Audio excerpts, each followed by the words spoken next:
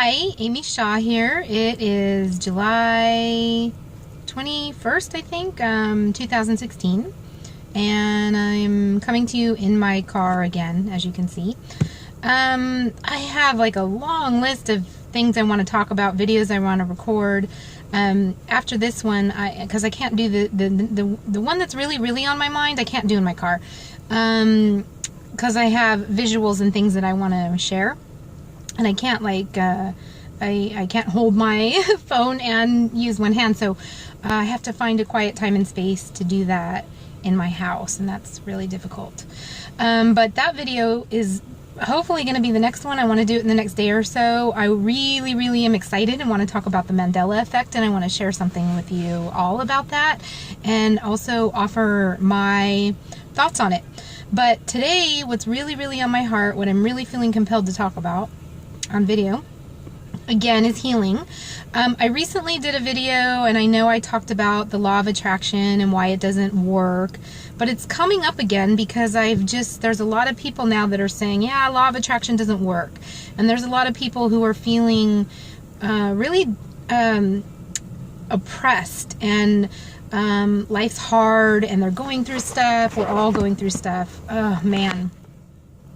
We are really living in some difficult times, aren't we? I mean, really amazing, but difficult times. And I, for one, although it is difficult and there's a lot of heartache and things that seem negative happening, I'm really actually excited because I know that we are really on the cusp of some major changes. And yes, there's going to be growing pains, very hard growing pains. Man, in the last 2 weeks, we've gone through like this major contraction. But it is like labor. It is like birth. And if you know anything about it, then that you'll relate to that metaphor. And it is like that, what we're going through. So, yep, always pain before the dawn. Always pain before the baby comes. That's how it works. So we're in this birthing process. We're all in it together. It's been rough. The last 2 weeks have been rough for me. And they continue to be, but I'm excited.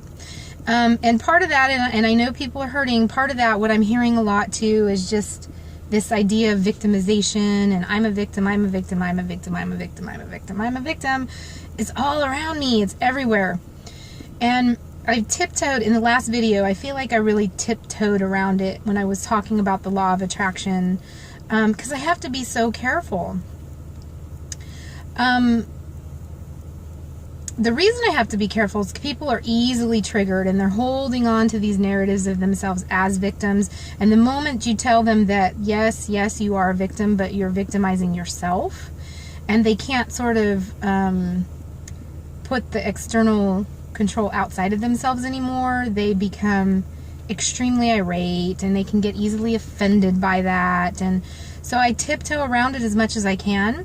And the best way for me is to just tell my story, my testimony, how I learned how healing works, and how I see law of attraction.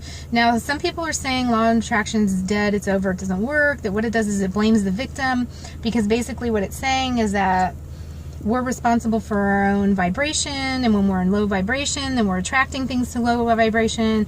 And people are saying that's blaming the victim, you know, because obviously somebody didn't choose to get sexually molested as a child, somebody didn't choose to get cancer. And so when you're telling them that they chose these things, or that it happened to them because they were a low vibration, or they manifested it some way, people in their misunderstanding take that as blame, like you're blaming the victim. Okay. I want to expand on this a little bit more, not just in light of like all the racial tensions and things that are going, and this, you know, this concept of victimization, but really even in terms of like the body physically. So the number one thing to keep in mind is we are responsible. We are way more powerful. I mean, everybody pretty much knows, right, that the idea is that we only use 10% or less of our brains. I don't know if that's scientific fact, but I mean, it's something I've heard over the years. It's been thrown around a lot, that we have only barely tapped our potential, in other words. Which is true. Yes, that's true. We're only using such a small amount of our brains. Part of this is cultural conditioning, because as children, a big part of healing, of shamanic way of being, of shamanic practice, the fundamental piece of it is active imagination, non-ordinary reality, non-local mind, whatever you want to call it, it's all the same thing. And that's how healing happens, to a large degree, at least in the finishing stages of it, is being able to access and tap into that aspect of your ability. And as a society, as a culture, we are not encouraged or allowed to do that. As small children, we're allowed to play, but we're only allowed to play with toys that are very culturally biased, if you haven't noticed. Little boys play with action figures and cars, and little girls play with dolls and kitchen sets, and everything's geared to sort of keep us in this very narrow box. And in that aspect, our imaginary play is very confined to a very narrow way. And anytime we deviate or step outside of that narrow path, we're quickly kind of, slapped back into shape, whether it's immediately from our parents who, oh my God, Johnny has an imaginary friend, something's wrong, let's take him to the doctor, whether it's that. And I'm not blaming people. We've all been over-culturated. But I'm telling you, over time, this is what's happened. We have dumbed ourselves down, and we've actually, although our technological advances are increasing, we, as a common people, are actually have been regressing our abilities. And the more people that become on the earth, and the more sort of downward pressure we feel, all of us, in this society, this culture, this post-industrial craziness of our culture, we discourage that more and more and more and more. And so we're losing it. We need to fight our way back to it. I don't really know how I got off on that. It does have to do with healing, but really what I wanted to focus on was the law of attraction, and how that works, how they say when we're low vibrational, we attract low vibrational things, and then it's a perpetual cycle. And then some people say, how can that be? That's just blaming the victim. That's re-victimization. How do you ever get out of the trap of that? Well, the first part of that is accepting responsibility for it. That's true of anything. And I don't care how it is that you think that you've been victimized. It doesn't matter. Even rape, even sexual assault. And I'm coming before you, sitting here before my camera, in the depth of my heart, as a sexual abuse survivor myself, a rape survivor myself, domestic violence survivor. I've been through a lot. Like, my testimony is probably 5 lifetimes worth of stuff that I could talk about that I've been through. But I don't really want to get caught up in that, because I'm not at that place. I'm just telling you to actually qualify that as I'm saying these things to you, I'm not saying them with a lack of empathy or a lack of understanding, or an ignorance. I know fully well, and I'm telling you right now, as I sit here right now, that I've healed this, and there is this way that you can do it. If I weren't able to do that, trust me, with the amount of stuff that I've been through, trauma and just abandonment and everything else, I would have either committed suicide, or I would be laying in a gutter somewhere with a heroin needle sticking out of my arm. And that's just the simple truth of it. Absolute truth of it. I know it to be true. So I've done the work. I've done the work here. So I'm coming to you as a healed person, telling you this is what I've learned, okay? The law of attraction is real, and the law of attraction is not going away. It might go away in how we know and understand it. In that aspect, it might grow and evolve as our understanding evolves, but it's not going to ever go away, because it's a reality of how we live our life. The perils of recording in public spaces. I just had some guy walk behind my car and throw something in the trash, but he was lingering back there for a really long time. But Oh man. Anyways, yeah. So the law of attraction is a real thing, and it is basically how we live our life, whether we're conscious of that or not. It's how we manifest everything into our field, whether we're conscious of that or not, including disease, including trauma, including, you know, our life circumstance. I know it's really hard to swallow it, and it's why I tiptoe around it, because people are angry. They don't want to accept responsibility for themselves. It's easier to put the blame out there and say everything that's bad happening to me, I didn't want that. And I understand, because I got stage 3C cancer when I was 30 years old. It metastasized when I was 33. So I went from stage 3C to stage 4 cancer at 33 years old.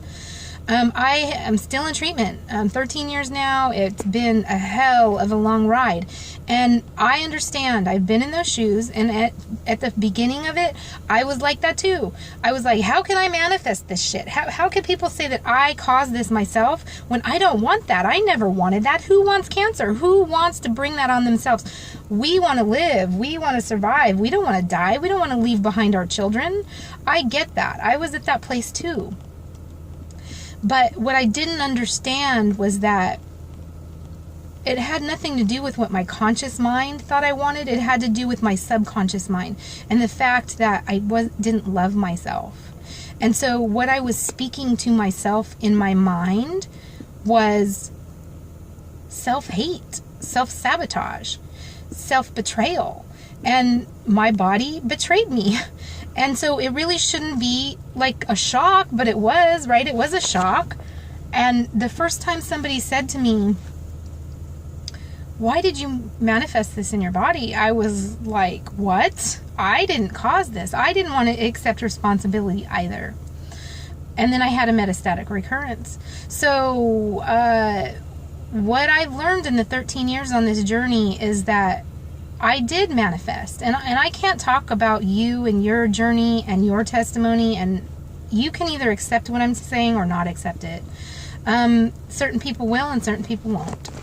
I can say for myself, I accepted the fact that yes, I gave myself cancer. Why was I a self-loathing, self-sabotaging, you know, self-injuring person?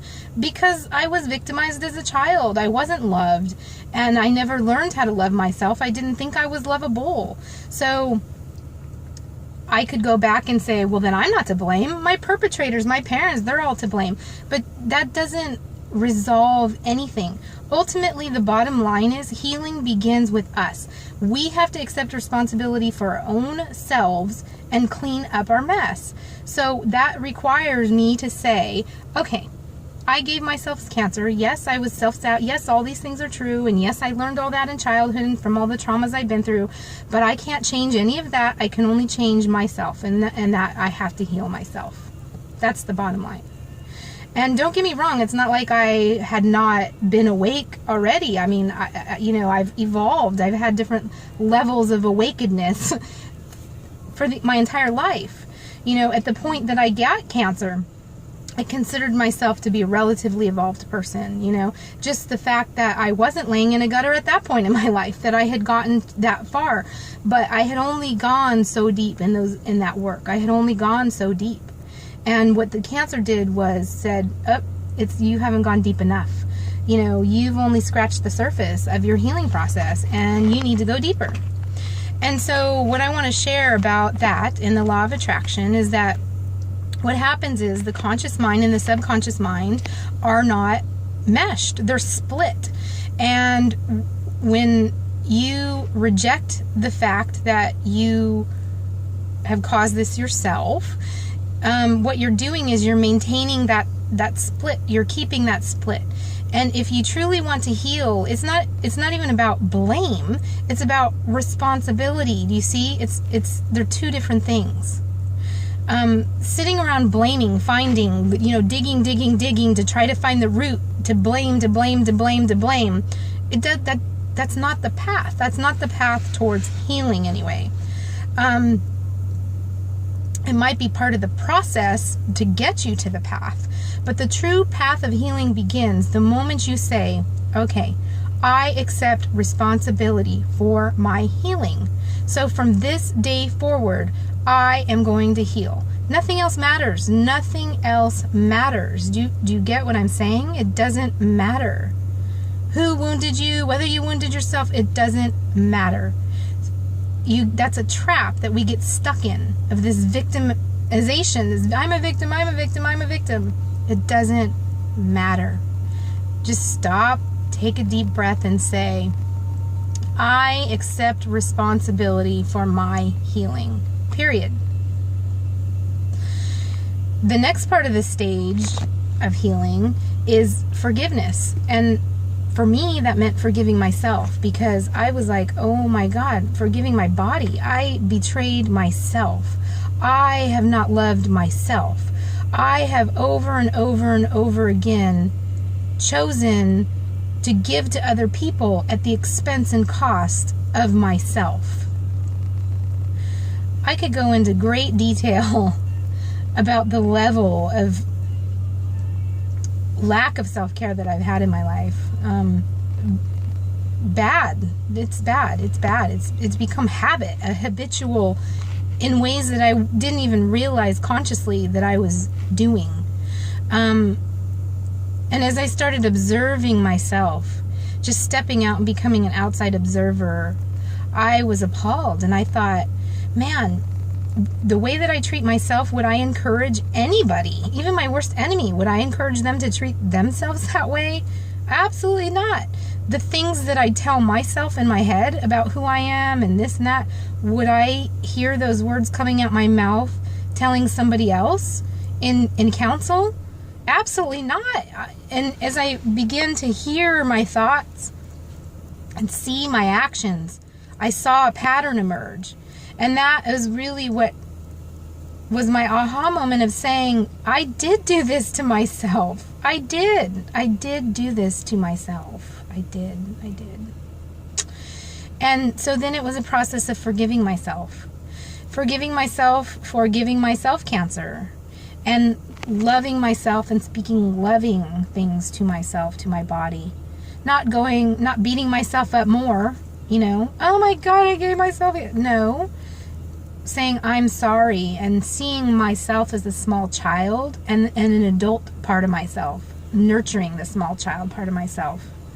And as I started working on that and going through that process, the next stage I really, really believe, and even here's where sometimes people fall short, because to just say I forgive myself and I accept this cancer is too neutral. It really is too neutral, because you have to move from that to just saying, okay, I surrender and I accept I did this to myself, to actually seeing it as a teacher and then actually loving it. I know this sounds insane. I see people all the time say, fuck cancer, this and that. And they have this real warrior spirit. That's awesome. I'm not downing that, but I'm not at that place. I've been doing this for 13 years and I'm at that place, and I've had to work to get at this place really hard, to say, I love cancer. I cannot even imagine looking back on my life and having a life without cancer. Tomorrow I have chemotherapy in the morning, and I do that every 3 weeks. And I have a lot of physical complications from the amount of chemotherapy that I've had, and, I'm aging, and that it's only going to get complicated, more and more, but, I don't regret it. Sometimes I imagine what would my life have been like, what course would it have taken without cancer. But I don't imagine it with a regret, because I'm thankful for it. So I think we have to move to a place of whatever it is that's hurt us, whether it's some thought of some external thing of sexual abuse or rape or cancer or my house burned down or the color of my skin and I'm being, racist and oppressed in this culture, whatever it is that we're identifying as our wounding. And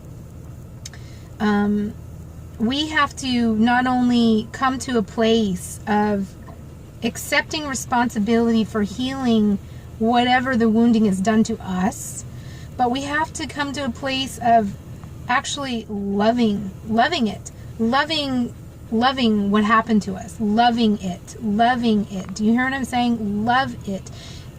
It is making you who you are. It's part of your path, your process as a beautiful divine being here to experience life in all its beauty and wonder and pain and ugliness.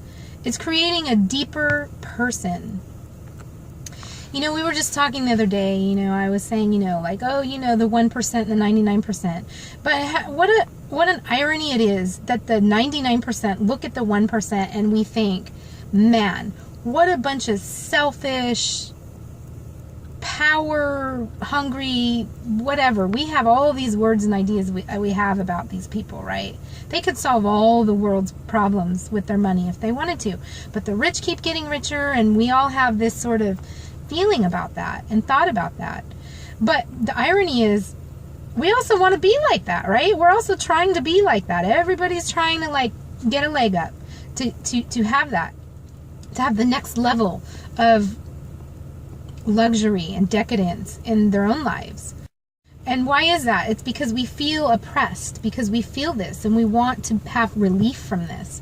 So the same people we're talking shit about, that we can't stand, that we see all their flaws and think how horrible human beings they are, how can they even be human, right? Because they're doing all of this and this and this, how can they even be human?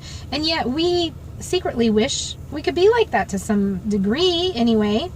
That's, you know, we're on this trajectory that we're trying to get to be at that level, to be that. But the reality is, the reason they are the way they are is because they haven't had the life experiences, that they haven't had the pain and the struggle. You see what I'm saying? So like, this is a part of what makes you who you are. And, you know, it's part of gaining wisdom and gaining empathy. And so, yeah, a big part of healing is coming to that place of being thankful and seeing it as a teacher. So that's all that I have to offer today, and I hope you guys have a really blessed day. And I'm sorry, don't hate me for saying that you're not a victim except of your own self, but I know it's a hard truth, but I love you, and that's why I'm telling it to you. So have a good day, and I'll be seeing you on the flip side.